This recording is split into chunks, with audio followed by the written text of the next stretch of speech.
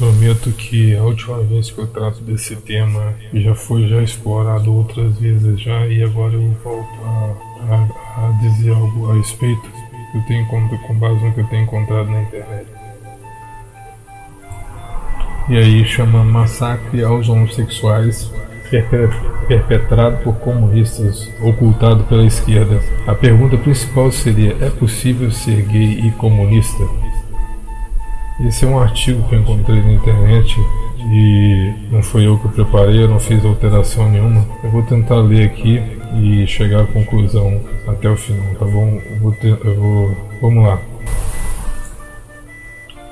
Em março de 1934, Stalin criminalizou a homossexualidade em toda a União Soviética. A iniciativa da criminalização da homossexualidade veio do vice-chefe da OGPU, a Polícia Secreta GG. Deve ser alguma... Por exemplo, essa OGPU, ela é, se não me engano, a segunda. Veio depois da Tcheca, que depois virou NKVD e depois virou KGB. A Polícia Secreta GG, em setembro de 1933, quando escreveu uma carta a Joseph Stalin, insistindo que uma lei contra os homossexuais era necessária do ponto de vista da segurança do Estado. Ele apresentou os homossexuais como pertencentes a uma rede de espiões contra-revolucionários. Stalin estava muito interessado em agir com base no pedido de Yagoda, passado para Kaganovich, um membro do Politburgo, com uma nota adicional. Esses canalhas devem receber uma punição exemplar. Esses canalhas com referência aos homossexuais, né? Esses canalhas devem receber uma punição exemplar. E um decreto guia correspondente deve ser introduzido em nossa legislação. Yagoda então elaborou um texto para a lei de 13 de dezembro de 1933. Apenas alguns dias depois do 16 de dezembro, o Politburgo aprovou o esboço. No dia seguinte, o Comitê Executivo Central de toda a União Soviética adotou o mesmo projeto a ser aplicado por todas as repúblicas componentes da União Soviética. Em 7 de março de 1934, o projeto tornou-se lei na União Soviética, seguida em 1º de abril na República Socialista Federativa Soviética da Rússia. No processo, várias alterações foram feitas no rascunho original. Doravante, homens apanhados em atos homossexuais poderiam ser presos e condenados a entre 3 e 5 anos de prisão. Nos anos subsequentes, milhares de homossexuais acabaram nas prisões e campos de trabalho de Stalin, no Gulag. O que não ficou claro aqui é esse Yagoda. O que seria esse Yagoda? Eu descobri aqui que esse tal de Yagoda, na verdade o nome dele chama Genri Yagoda. Genri Yagoda era o chefe da Polícia Secreta, OGPU. Só vai ficar claro, porque senão a gente fala um montão de nome aqui e fica tudo meio que estranho, né? Então agora ficou claro, é o chefe da Polícia Secreta. Vamos continuar lá com o texto. Yagoda então elaborou um texto para a lei de 13 de dezembro de 1933. Apenas alguns dias depois, em 16... Uns dias depois, de 16 de dezembro, o Politburgo aprovou o esboço. No dia seguinte, o Comitê Executivo Central e toda a União Soviética adotou o mesmo projeto a ser aplicado por todas as repúblicas. Acho que isso eu já li, né? No processo, várias alterações foram feitas e o rascunho original doravante homens apanhados em atos sexuais, e também eu li isso daqui.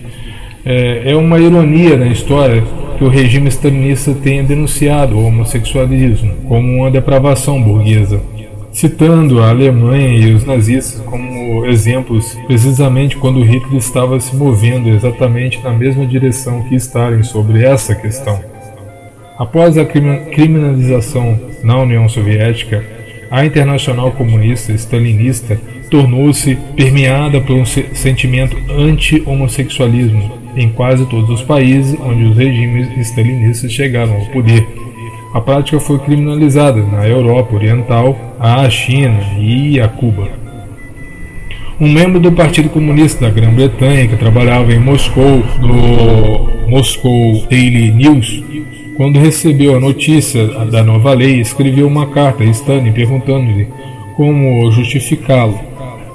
O título da carta era: um homossexual pode ser um comunista? Stalin então mandou arquivar a carta de White, mas primeiro acrescentou sua própria nota, abre aspas, um idiota e um degenerado, uma referência clara ao autor da carta.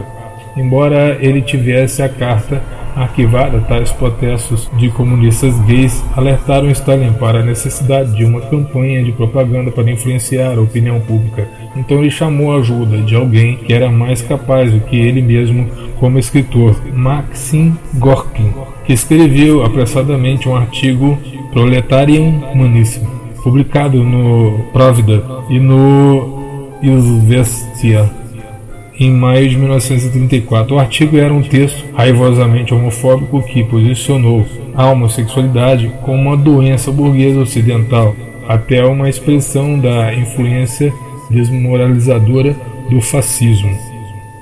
E o slogan que ele levantou foi: destrua os homossexuais, o fascismo desaparecerá.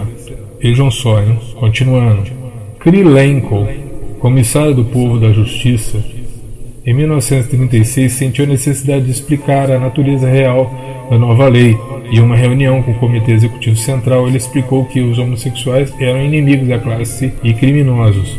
Em referência à descriminalização da homossexualidade após a Revolução, ele explicou que a legislação havia sido influenciada pelo pensamento no Ocidente. Que via a homossexualidade como uma doença e não como um crime. Vale a pena citar uma parte do seu discurso que mostra o gosto da homofobia desenfreada da burocracia. Abre aspas. Em nosso ambiente, no ambiente de trabalhadores, tomando o ponto de vista das relações normais entre os sexos, que estão construindo sua sociedade em princípios saudáveis, não precisamos de pequenos cavalheiros desse tipo, que então, na maioria das vezes, são nossos clientes nesses assuntos. Trabalhadores, não. Ralé desmembrado. Garotinha decadente, seja dos resíduos da sociedade, dos remanescentes das classes exploradoras. Eles não sabem para onde ir, então eles se voltaram para a pederastia. Continuando. Com o seu discurso, Krylenko deixou claro que todos os homossexuais deveriam ser tratados como criminosos. No período dos expurgos, dos julgamentos do espetáculo, a repressão aos homossexuais era severa e costumava ser usada para atingir dissidentes. Uma vez realizada a tarefa de erradicar todas as possíveis divergências, como prisões, campos de trabalho, tortura, confissões e execuções, a lei continuou a ser aplicada, mas com menor veemência. E aí continua. A repressão dos homossexuais continuou até a morte de Stalin. Milhares de homossexuais acabaram nas prisões e gulags de Stalin. Quando ele morreu, eles estavam entre os mais de 2 milhões de pessoas condenadas ao trabalho forçado. Após a morte de Stalin, o regime mudou a população dos gulags com uma anistia para muitos dos que lá estavam, mas os homossexuais não foram incluídos porque eram considerados criminosos comuns. Continua. De fato, enquanto o regime se afastou de algum dos piores aspectos do terror stalinista, no caso das relações homossexuais, a repressão aumentou de fato. Paradoxalmente, o confinamento forçado de um grande número de homens e mulheres em campos separados, nas prisões e campos de trabalho, aumentou os números envolvidos no relacionamento entre pessoas do mesmo sexo. Porém, só um momento. Porém, que uma das coisas que o regime temia ao libertar muitos dos detentos do Gulag era que esses poderiam infectar a sociedade mais ampla com a influência corrupta da homossexualidade. O destino das lésbicas não era melhor. Se alguma coisa, as coisas pioraram para eles. Muitos acabavam sendo tratados como dissidentes políticos, declarados doentes mentais e enviados para hospitais psiquiátricos para tratamento, que significaria ser forçado a tomar medicação. Continua. O homossexualismo só seria finalmente descriminalizado em abril de 1993 e em 1996, e foi confirmado na elaboração de um novo Código Penal. Isso foi feito no contexto do novo regime, que pretendia romper com a grande parte da antiga configuração stalinista. À medida que a burocracia se aproximava do capitalismo e se afastava da economia planejada. Bom, isso daí me lembrou essa descriminalização. Logicamente, depois do fim da União Soviética, eles perceberam que eles contando com a minoria homossexual, eles poderiam meio que adiantar o estágio de revolução. Ou seja, eles não desistiram ainda da revolução, mesmo acabando com o fim, no caso da União Soviética. Se eu continuar aqui, só vale a pena que outros países comunistas. Após a criminalização da União Soviética, vários outros países da Internacional Comunista passaram a seguir a repressão imposta aos homossexuais e passou a ser visto como um comportamento degenerado que emana da sociedade burguesa. Um exemplo, a Polônia foi a única exceção onde o antigo Código Penal de 1932 havia descriminalizado atos consensuais entre pessoas do mesmo sexo. Essa lei foi transferida para o regime stalinista após a Segunda Guerra Mundial. No entanto, em todos os outros regimes do bloco oriental, a homossexualidade foi tratada como uma ofensa criminal. Apenas alguns anos depois, alguns desses regimes começaram a liberalizar a questão. A descriminalização dos atos homossexuais na Tchecoslováquia e na Hungria ocorreu em 1962, na Bulgária e na Alemanha Oriental em 1968, com exceção da Romênia, que apenas descriminalizou em 1996, vários anos após a queda dos regimes stalinistas. Na Romênia, a legislação anti-gay particularmente severa, com sentenças de prisão que podem chegar até 10 anos. Na Iugoslávia, que não era um satélite da União Soviética, cada república que compunha a federação tinha autonomia nessa legislação. Assim, Croácia, Montenegro e Eslovênia descriminalizaram em 1977, enquanto outras repúblicas só fizeram depois do colapso da República Federal Iugoslávia. A Albânia, um regime extremamente autárquico, descriminalizou em 1977, embora a descriminalização completa não tenha ocorrido até 1995, alguns anos após o colapso do regime stalinista de Ocha. Assim. Continua em Cuba. Em Cuba também, após a chegada do poder de Castro e também sob a influência da União Soviética, a homossexualidade foi criminalizada. Imediatamente após a Revolução Cubana, muitos proeminentes artistas intelectuais de orientação gay eram simpáticos ao novo regime, porém, dentro de alguns anos, tudo isso mudou e houve uma repressão geral aos atos entre pessoas do mesmo sexo, com muitos homossexuais sendo aprisionados e levados também lá, que a gente sabe também que eles têm um semelhante ao Gulag, né? Eles têm o MAP, né? Um centro de reabilitação lá, que seria de trabalhos forçados, tortura e morte. Foi somente em meados da década de 1970 que uma abordagem mais tolerante começou a emergir e em 1979 atos de mesmo sexo foram legalizados. Tá, continua. O que aconteceu sob o regime maoísta é de particular interesse porque a China historicamente teve uma tradição de aceitação da homossexualidade desde o período inicial de sua antiga civilização. Ninguém poderia alegar que a homossexualidade não tinha lugar na sociedade chinesa.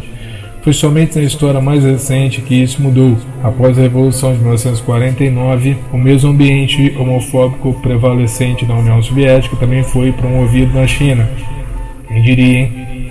A China maoísta adotou a mesma abordagem que a União Soviética sob o regime de Stalin, prendendo gays e aprisionando-os. Durante a Revolução Cultural, na década de 1960, os homossexuais foram publicamente humilhados e sentenciados a longos períodos na prisão.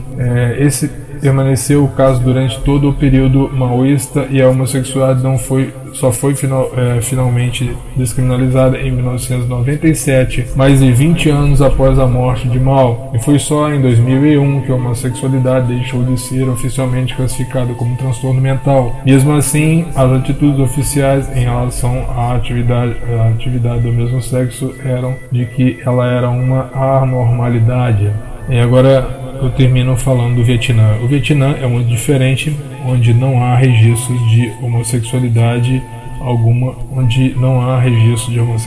alguma vez criminalizada. Isso não significa que as atitudes oficiais fossem amigáveis para os gays. Foi frequentemente apresentado como um mal social e em um ponto houve apelos por uma lei que proíbe atividades do mesmo sexo, mas nada resultou disso. E aí eu termino aqui essa exposição. Acredita quem quiser, ninguém é obrigado a acreditar em nada. Eu fecho o ciclo aí desse material que eu estava investigando. Agora fica aí por conta de quem quiser averiguar se isso é fake news ou não é. Eu creio que não seja, porque eu chequei em várias fontes.